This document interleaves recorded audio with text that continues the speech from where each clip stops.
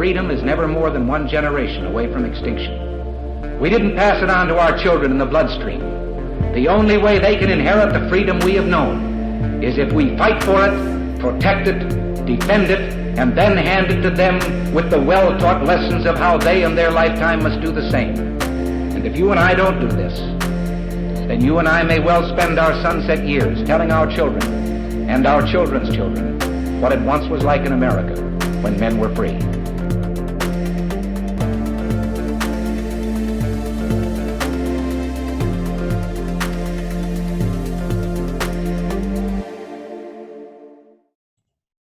Hey everybody, welcome to episode number 210 of Gun Freedom Radio, where we engage, we educate, and we inform. We're brought to you by azfirearms.com, your nationwide hometown gun shop. I am one of your hosts, Cheryl Todd. And I'm the other guy, Dan Todd. Our show today is Politics versus Public Servant. Our guest today is Anna Paulina Luna. Anna is a United States Air Force veteran. She is a proud Hispanic-American of Mexican descent, and she is a constitutional conservative who is pro-God, pro-life, and pro-gun. Anna is running to unseat former Republican turned Democrat Charlie Crist in Florida's Congressional District 13. Welcome to the show, Miss Anna.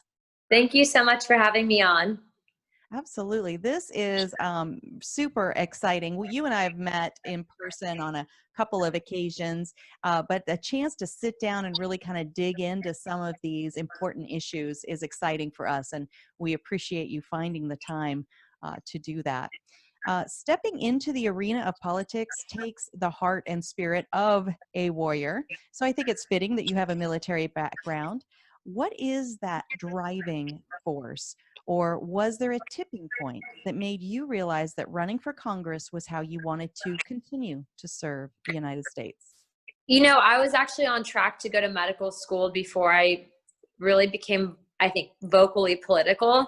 And really the reason I wanted to go to medical school is that so I could help people. And looking back on kind of the decision that I made on August 18th of 2018, is I had a chance to either go work for an organization called Turning Point USA, and they'd call me 24 hours before I really was supposed to go to medical school and fly out, or was I going to leave, go to medical school, and then come back and practice medicine in a socialist country. And so I, at that point, really made the decision that, you know, if I really wanted to help fix what was going wrong with the country right now and help people through legislation, it had to be done through the political arena. Now, I didn't necessarily realize I was going to be running for Congress until 2 months into that job with Turning Point.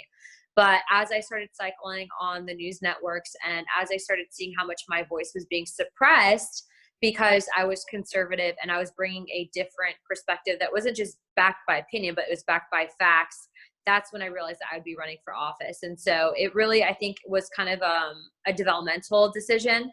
But I realize now in hindsight that it kind of all led me to this path. And so I'm glad I'm on it, because I think, especially as you're seeing right now, we need people that are going to back the Second Amendment and people that know what the Constitution is and don't agree with socialism. And you can see that in the media today. If you just turn on the television, there's so much propaganda flying around. That's why I'm doing what I'm doing. Well, it's tremendous that you have decided to step up. And, you know, I always kind of use this metaphor for politics as a wood chipper. I mean, it really feels like you are stepping into a very dangerous, treacherous arena, because your whole life gets brought into it. Everyone that you know and love is up for scrutiny, and every word you've ever said is parsed and reparsed and purposely misquoted, and it just goes on and on. And so I really admire people who will willingly step into that arena. So I appreciate that. Yeah, it's, you know, if you're looking at it from a very honest perspective, which I am, I'm not worried about it, because I am who I am. I don't pretend to be something that I'm not. And I really did own who I was at the beginning. So for me, it's not like they can go after, you know, my dad. Like everyone knows my dad, you know, he struggled with a drug addiction. He's been in and out of jail. In fact, most of my family has. So for me, it's just like, what are you guys going to try to attack me on that's already not out there? And if they're attacking me on that, then I think it really makes them look like jerks. So I'm not worried about it. I just, I'm a firm believer in the truth always comes out. And I've met some incredible people, very important people in the political movement that have my back. And so they can lie all they want, but I have a platform too. And I'll just put the truth out there and they look bad when they do it. Beautiful. Anna, you said a couple times socialist country that we're, it's scary because we're turning into a socialist country unless people like you stop them.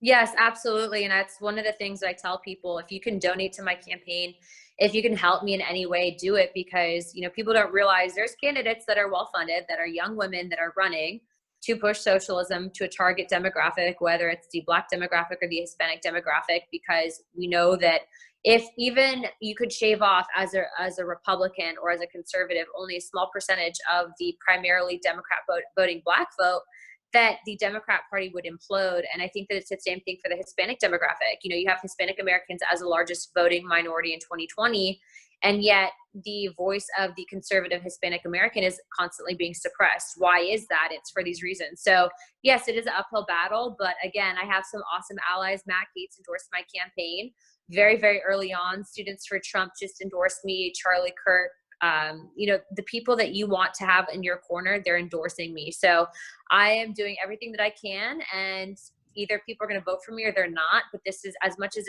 you talk on national issues, this is very local. So I go to the people and let them decide. We've had quite a few, we have a gun shop, and we've had quite a few Hispanic people coming in the store buying guns lately that used to be on the fence or against guns. And so it's interesting that they should know, and I think they do know, that if they continue to vote Democratic, that there's a good chance that they're going to lose their rights to ever own a firearm.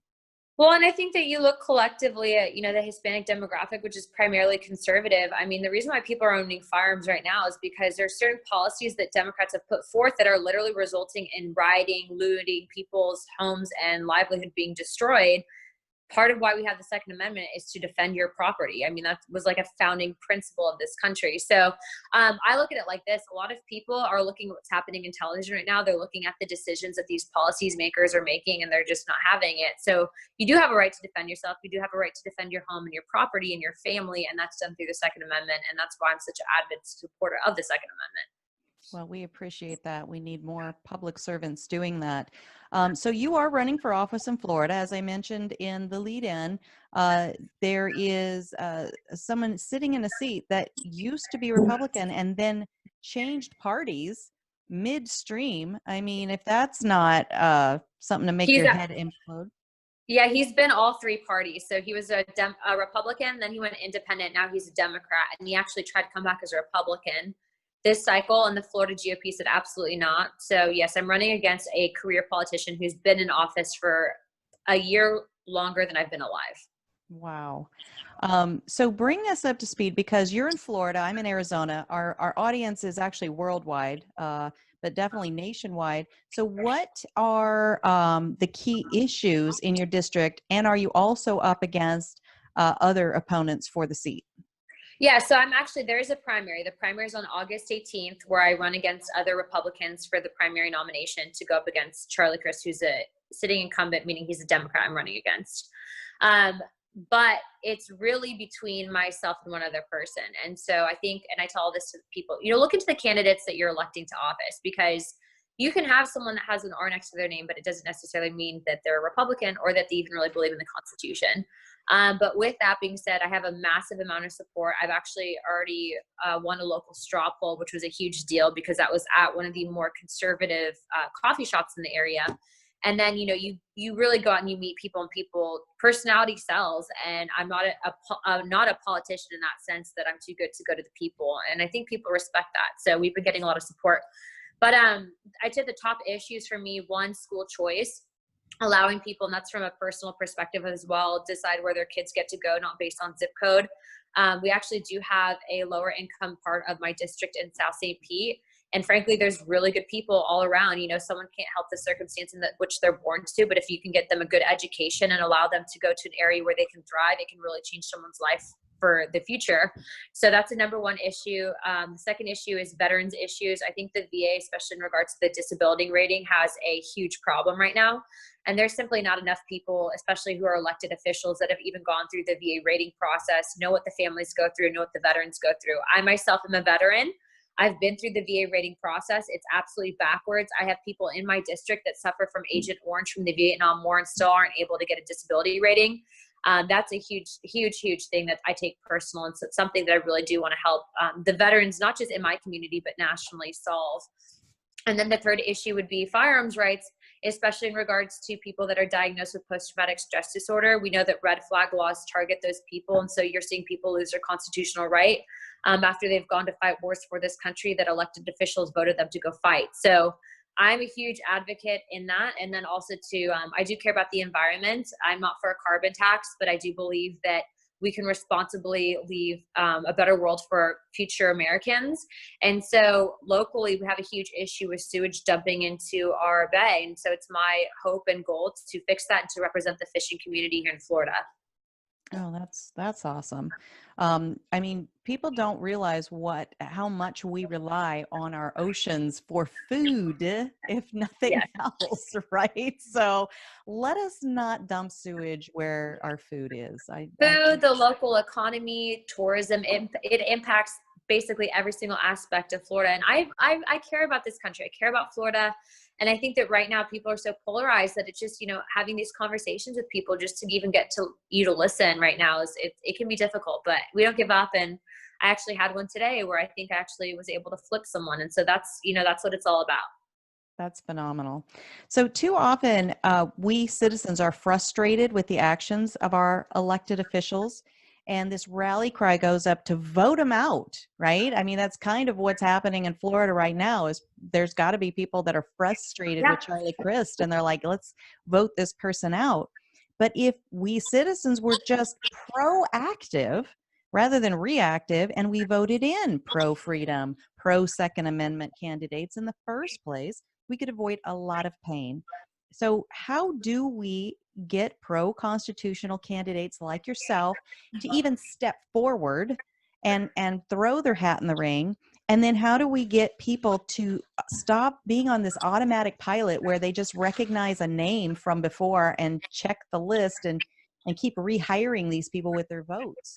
It really starts at the local level. Just because you have someone representing a national message doesn't mean that they can't be ousted at the local level. So if you have a congressman or woman in your district that you don't like, find out, for one, a lot of people don't even know who their local congressman is. And that's the scary part.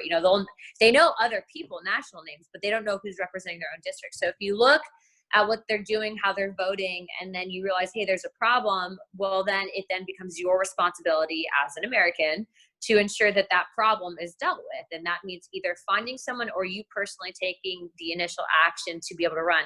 And by the way, people will try to scare you out of running. People try to scare me. They're like, they're going to destroy you. Who's going to destroy me? No one's going to be able to destroy me because I control the fate in my own outcome. And if you aren't comfortable owning who you are in the beginning, well, then obviously you shouldn't be in politics in general, because being in the political arena, I think you have to have some form of moral code to be able to vote, to be able to back what you believe in. And if you don't have that, you have no place being in office. So finding people with those qualifications and then really helping them get them out. A lot of it's local education, working with your local party, getting involved in the local community. People want to complain on the internet, but not take action. And so I'm the person that doesn't complain on the internet. I'll take the action to back it. And then there's results, and those results aren't just local, those results are national. So I've been very fortunate. Very good. And I know we need to start wrapping up, but you talked about the primary coming up. Now, we're sitting in the studio on Monday, June 1st, 2020, because these shows get replayed years later. I don't want to confuse anybody. And you're talking about the primary in Florida on August 18th of 2020. And are you having success getting your message out? We know, I mean, everybody tries to, not everybody, some people try to make us sound like crazy people when we say, we're trying to message on social media, and just because we happen to be conservative, somehow our messages don't quite get the same treatment out there. There does seem to be a suppression of messaging. What is your success rate of getting your message out to the people that can show up at the polls on August 18th? I have been suppressed, but, there's a lot. And I think this is what people discredit. You don't need social media to win an election. You need to be in front of voters. And so what I've been doing is, yes, I leverage the social media, and I've been pretty successful in people being able to find me on social media. Through typical elections, people actually use Facebook to target the district, and that's done as well. But the most effective way is to really meet people face to face. And so that's something that I haven't lost sight in. And when I meet those people face to face, if they decide that they like me and my message, they share it. And so regardless of how much they suppress me as a candidate, they can't suppress those people as well. So it creates this chain spiderweb effect to where I'm actually able to get my message out nonetheless. And I will say that today I'm the only candidate in the primary that's not verified on Twitter. However, I'm also the only candidate in the primary that Donald Trump, the president of the United States, Don Jr., and Kimberly Guilfoyle tweeted. So I think I have a pretty good shot. I think you do. That's akin to an endorsement, right? So I'll take it. If I were you, I'd take it. And when we go to events and we meet somebody, it's a lot different than seeing them on the internet or whatever, because yes, you kind of bond and you remember that when you go vote at the polls. So I agree with you on that. That's great. Absolutely. Yeah, they're not going to keep me out. They're going to try, but they're not going to keep me out. I absolutely believe that. You are a force to be reckoned with, and I am proud to know you. Just as we go out, tell folks how they can follow you, support your campaign, because it takes not just dollars, but it also takes, people helping you, knocking on doors and that sort of thing. So how do people get involved? If you're in the Florida area, please go to voteannapaulina.com. It's VOTE and then Anna, ANNA, and Paulina, PAULINA.com. You can fill out a volunteer form. You'll also find my donation link there. And then on any one of my social media profiles, whether it's Facebook, Twitter, Instagram, at Real Anna Paulina, and you'll find my donation link there. So I do need people to donate. I need help with volunteering, door knocking, phone baking. You can phone bake from across the country. So, we've been great. We've actually been able to get donations from all 50 states, U.S. territories, and Washington, D.C. So if I ever run for president, you'll see that it's actually already been a national race. But other than that, I do believe in what I'm fighting for. So I do need your help getting there. So if you can, whether it's $5, $10, $20, I'm not just another voice on the radio. Please consider going to donate, because it will make a difference, and it's gotten me to where I'm at today. And my money has come from people, not from corporate interests. And that's what sets me apart, even from Democrats, is the fact that I'm funded by people, not outside interest groups. And so when people bring legislation to me that I don't think is constitutional, I can kindly tell them to exit my office and take a hike. And so that's what I plan on doing. So please donate.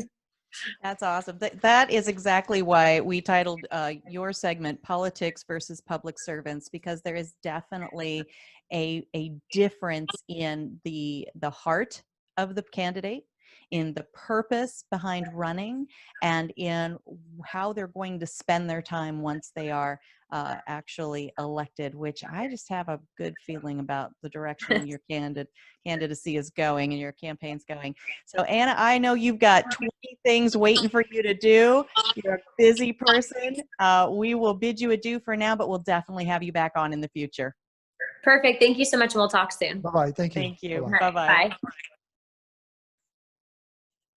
So the politician that she's running against, Christie, right? Nope. It's Charlie Crist. Crist. He's been 3 different political groups, right? Doesn't that sound like a politician? Well, Like just whichever way the wind is blowing. That sounds to me like what's that word that flip-flop? Just kind of like. You hardly ever hear that anymore. So I think No, that means because that everybody. No, it's so common. No, the reason why you don't hear the word flip-flop anymore, because they all flopped. Okay, they've all flopped. But that should be a sign for you that this man, it is a man, right? Charlie, yeah. Yeah, Charlie. So. He can't make up his mind. And if he can't make up his mind, how can he make decisions for you? So please be careful of that. Anna looked very positive, very strong, and actually she looked like she wants to serve. Well, and she has served. I mean, that's Yeah. the thing, is she's already served our nation. And instead of going to medical school, she realized that by the time she gets out of medical school, if something doesn't happen between now and then, she'll be trying to practice medicine In a socialist in a country. socialist. I mean, that was a powerful That's statement. scary. We probably should have spent a little more time marinating in that and breaking that apart, because people get excited about single payer insurance. Well, the single payer is not a single payer. The single payer is the government, but the government has exactly $0 until they take it from us as in the form of tax.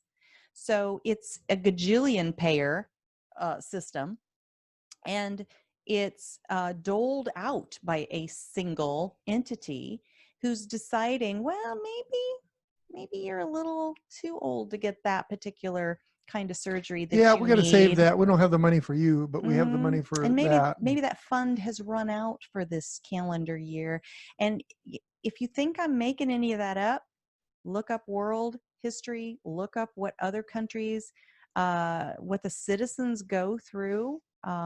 My stepmom is from Canada. She's Canadian originally. Huh? Hey? And she's a nurse. So she speaks very strongly against the kind of insurance and medical care that's Right, being because they couldn't suggested get care. here Sorry. in America. And she's got the firsthand knowledge.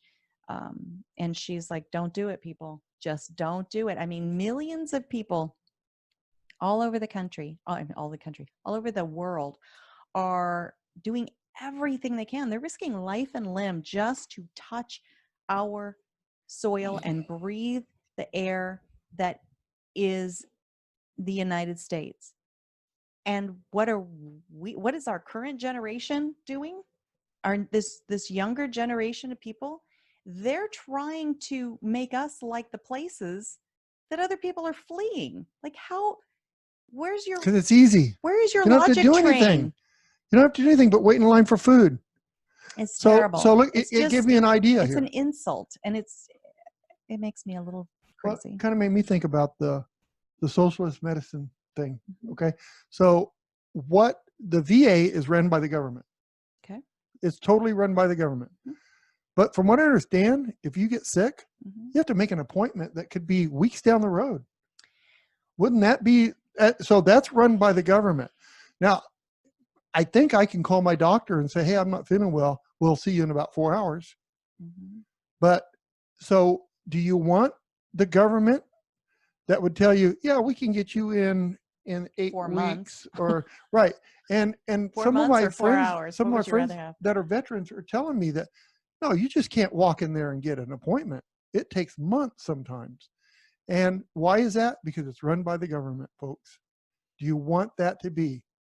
Well, even Anna just said one of her issues that she's campaigning on is the fact that there are veterans who served in Vietnam. Vietnam. Agent Orange, which is very well known. And they don't, I mean, They can't get disability yet. and that's not an efficient system, people. This is not what we want for the rest of us. And it's a horrible thing that our veterans don't have the best of care. And have you seen people with the Agent Orange?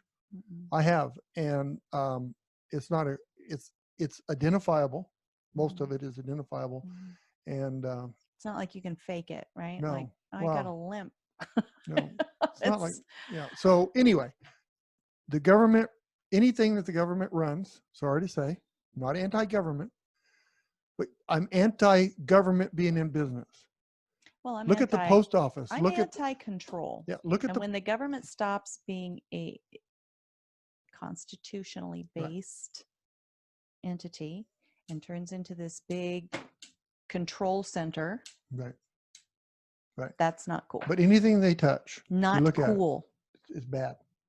Bad. I think our 5-year-old granddaughter would say that. It's not cool.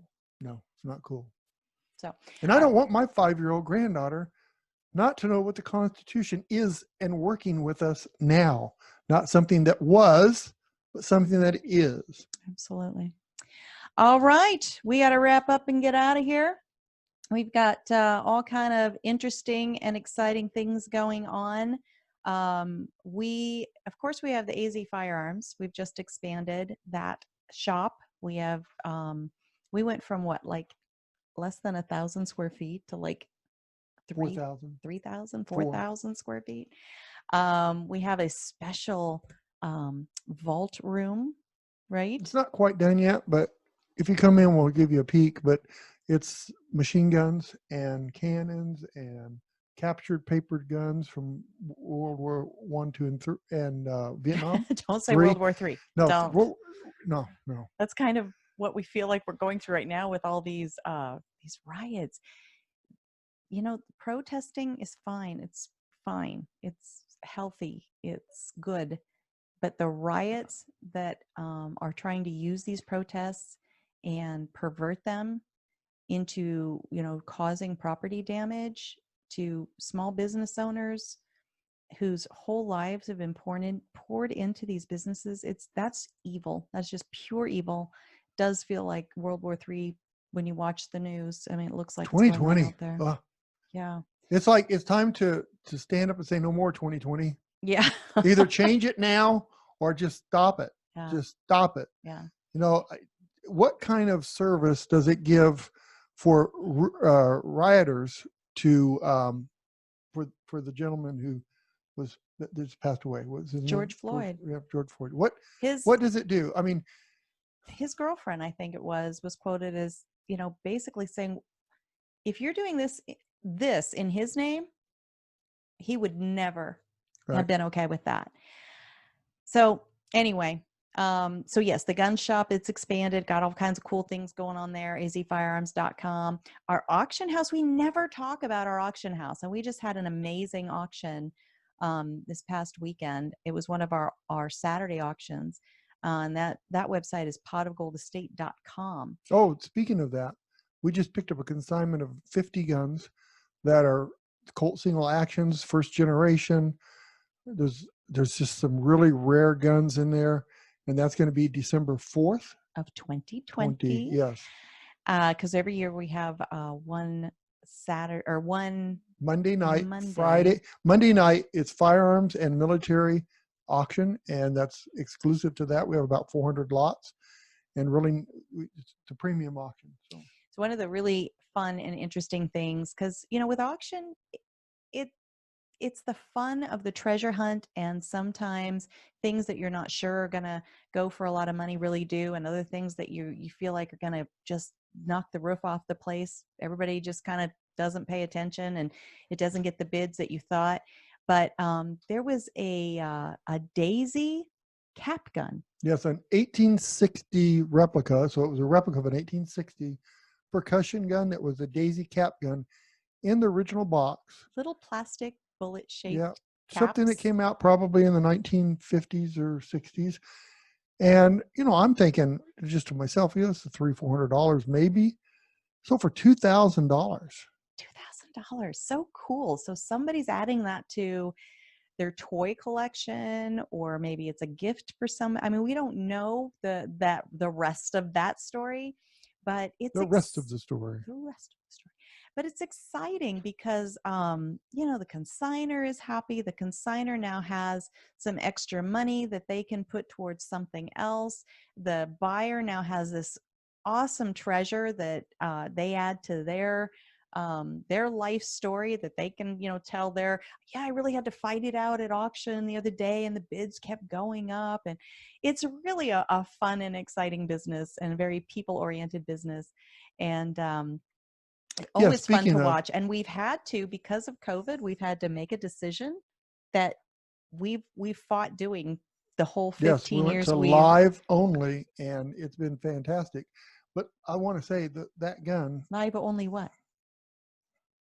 Live bidding online is what you're saying. Yeah. We used to have our auctions in-house. Oh, that's right. We would have people show up, and that was that was the final bit of the bidding. You could bid online, but then those bids weren't part of that live part. Now it's live online only. There's no people in Sit our at home. building. Bid from home, bid from your phone, bid from wherever you are. And we were nervous about, well, what if we have a computer issue or something?